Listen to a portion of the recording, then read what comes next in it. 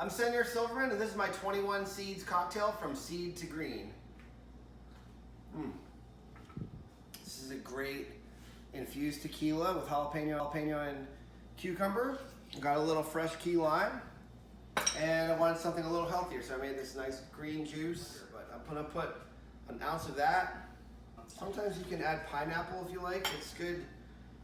So many different combinations you can do with this infused tequila. It's just so fun to play around with. It's not that spicy because it balances cucumber and jalapeno, so I'm gonna actually add a little bit of heat.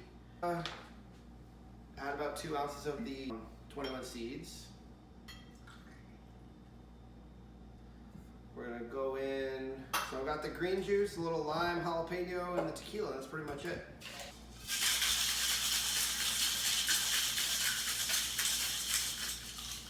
Oh, I forgot to mention, I'm using palm sugar as a little bit of a sweetener. I just thought it'd be fun to try something a little healthier. Made that into a syrup. Used just a half an ounce. Oh, it smells nice and fresh. And we're gonna double strain that onto this little bit of a crushed ice.